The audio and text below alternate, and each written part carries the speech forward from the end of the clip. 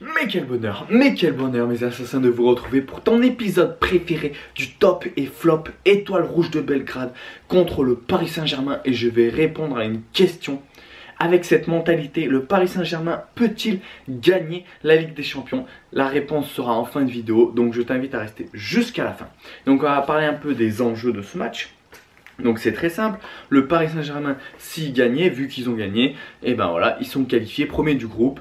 Liverpool, ils ont gagné face à Naples, voilà, donc Liverpool deuxième, Naples est repêché en Europa League. Voilà, niveau composition d'équipe, ben en fait c'était la même équipe que contre Liverpool. Voilà, donc avec Marquinhos au milieu, Neymar était bien présent, on savait pas, il était un peu blessé. Buffon dans la cage, il y avait un petit truc avec Areola, on savait pas lequel des deux allait être titulaire. Niveau composition d'équipe, le 4-4-2 défensif, voilà, et le 3-4-3 offensif, comme face à Liverpool. On va passer un peu au résumé du match. Donc dans un stade bouillant du Maracana, non, c'est pas le Maracana au Brésil, hein, c'est le Maracana en Serbie. Oui, c'est un peu le Maracana du pauvre, on va dire, hein. On a annoncé l'enfer aux Parisiens. Sincèrement, moi je m'attendais à plus.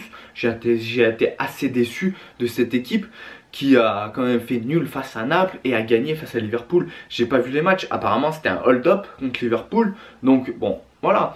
Mais bon, tu te disais quand même, ça pouvait être compliqué pour le Paris Saint-Germain. Et sur le terrain, rien n'a été impressionnant côté Étoile Rouge de Belgrade, sincèrement. Donc dans l'ensemble, le Paris Saint-Germain a fait un très bon match, hein, dans la continuité du match contre Liverpool. Voilà, après c'est vrai qu'en début de match, il n'y avait pas assez de rythme. Ah non, il n'y avait vraiment pas assez de rythme. C'était pas assez rapide dans les transitions, tu vois. Paris monopolisait le ballon et l'Étoile Rouge de Belgrade était derrière, un bloc bas, perdait assez rapidement le ballon. Voilà, c'était pas une bonne équipe en fait, tu vois. C'est pas une équipe, c'est pas l'équipe que j'attendais de l'Étoile Rouge. Je pensais qu'ils allaient être plus agressifs, mais qu'ils allaient récupérer le ballon correctement. Et après, bah, il y a le but de Cavani sur une accélération de Kylian Mbappé qui fait absolument tout le travail. Cavani, il a plus qu'à la pousser au fond. Et sur le but de Neymar, encore Kylian Mbappé qui fait un amour de passe, une passe intelligente comme je les appelle. C'est une passe qui élimine 2-3 adversaires. Voilà, c'est super intelligent ce qu'il a fait. Et puis après, tu laisses un festival pour Neymar, tu laisses autant d'espace à Neymar.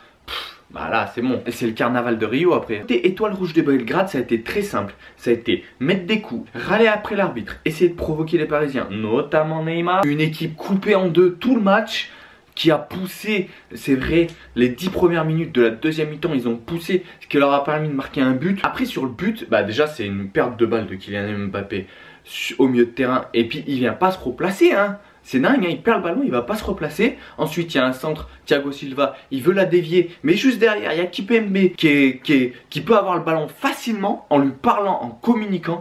Il l'a et il dégage sereinement. Du coup, lui, il dévie comme il peut, vu qu'il est un petit peu en retard. Après, l'attaquant serbe, il frappe. Et puis bon, bah Buffon, c'est un peu limite quand même, hein. Je pense qu'il aurait pu s'étendre un peu plus et l'avoir ce ballon. Il a un arrêt à faire et il le fait pas. Paris a repris le contrôle du ballon assez facilement, a enchaîné, a marqué ses 2 buts. Voilà, c'est un match vraiment très satisfaisant du Paris Saint-Germain. On peut constater que c'est quand même une équipe complète. Parce que c'est un but sur coup de pied arrêté, c'est 2 buts en contre-attaque et un but sur une action un peu construite. Le danger peut venir un peu de partout. Allez, c'est parti, on va passer au top et au flop. Donc les joueurs d'abord qui ont fait un mauvais match, qui sont pas dans les flops, dans les 3 flops. Pour moi, Di Maria, parce qu'en première mi-temps, franchement, il n'a pas été bon. Et il s'est rattrapé un peu en deuxième mi-temps, c'est pour ça que je le mets pas 3e. Mais le 3e pour moi, c'est Buffon. Parce que putain, merde, t'as un arrêt à faire et tu le fais pas. Et surtout que cet arrêt, il est faisable. Tu vois, c'est pas une frappe en lucarne, quoi. C'est une frappe sur le côté, tu t'étends un peu plus, tu tends un peu plus les bras. Ce que je veux dire, c'est que on pardonne rien à Areola. Donc moi, j'ai rien envie de pardonner à Buffon. Voilà, ça n'empêche pas que c'est un très grand gardien, etc., etc. Mais voilà, on l'a recruté pour qu'il nous fasse des arrêts comme ça. Bon, je dis on, mais je suis pas parisien, hein. Le deuxième de mon flop, eh ben, c'est Kerrer. Parce que Kerrer, il a été en difficulté. Il a eu beaucoup de déchets techniques dans ses contrôles, dans ses centres, des mauvaises décisions. Il a fait des fautes inutiles, des fautes bêtes. Et puis surtout, putain, quand tu frappes, mets un peu de calcium dans tes frappes, merde. Et puis le premier flop, bah, ça peut être que la défense de l'Étoile Rouge de Belgrade. Non, mais franchement, ils sont faibles. Franchement, ils sont faibles, ils ont pris des rafales. Bon, c'est vrai que vu que l'équipe était coupée en deux, c'est très compliqué pour la défense. Mais bon, en même temps, t'as Mbappé, Neymar, Cavani en face. Ça va quand même assez vite. Et ils avaient l'air d'être très très lents. Donc bon, et bon, ils n'ont pas fait un bon match. Allez, on va passer au top. Alors, mention bon match pour Marquinhos et Verratti qui sont pas dans mes tops, mais qui ont fait un bon match quand même. Mon troisième top, pour moi, c'est Thiago Silva. Ouais, Thiago Silva, ça fait quelques matchs qu'il est vraiment excellent. Dans les interceptions, franchement, il est toujours bien placé. Et on dirait qu'il attire les ballons. C'est vraiment un truc de fou. Dans l'anticipation, franchement, c'est le taulier de la défense pour moi. Et le deuxième, pour moi, c'est Mbappé. Franchement, il a été très bon ce soir. Il a été provoquant. Faut pas oublier que les joueurs, ils ont de la famille quand même, Mbappé. Arrête, casse pas des reins comme ça. C'est pas bien. Surtout, je l'ai beaucoup aimé dans les déviations. Voilà, dans les déviations ou quand il demande un 1-2. Tu vois, et surtout avec Neymar, forcément, quand Neymar il lui donne le ballon, tac, une touche, et puis après il se redéplace derrière. Et ça, jeu en mouvement, ah ça j'adore. Par contre, comme je l'ai dit Mbappé, sur la perte de balle sur le but, il faut que tu te replaces, il faut que tu ailles chercher ce ballon. Hein, et dans la finition, tu as un face-à-face où, bah oui, c'est vrai que le gardien la touche, mais tu le mets pas du bon côté. Tu le mets à droite du gardien alors qu'il faut faire, là il faut faire une tire à Henry.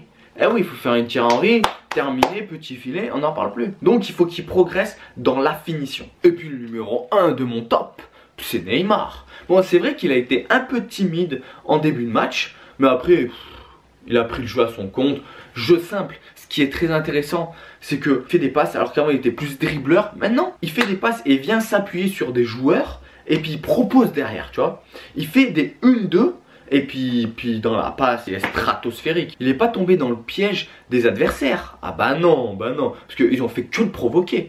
Ils ont fait je sais pas combien de fautes sur lui et tout. Non, il a jamais rien dit. Et ça, c'est très bien. Une très bonne attitude. Et s'il continue comme ça, il peut être très très fort. Voilà, donc je vais répondre à la question. Avec ce mental, le Paris Saint-Germain peut-il gagner la Ligue des Champions?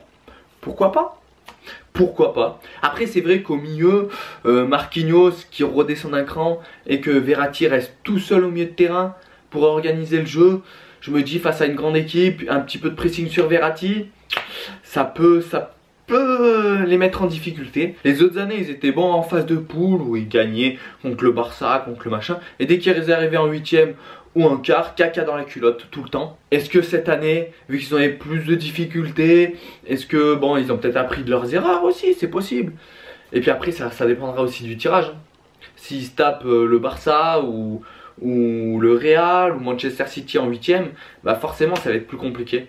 Mais ils sont capables. Moi je pense que Paris cette année peut peut-être la gagner, ouais, c'est une possibilité. Et comme je dis, je suis pas supporter parisien, hein. Attention, hein, moi je suis monégasque. Ça me dérangerait pas que Paris gagne la Ligue des Champions, hein, parce qu'on est assez ridicule en Europe. Voilà, on n'a qu'une Ligue des Champions, hein. Merci l'OM, encore une fois. Mais ça serait bien qu'on en ait une deuxième. Et peu importe que ça soit Paris, Monaco, Lyon, on s'en fout.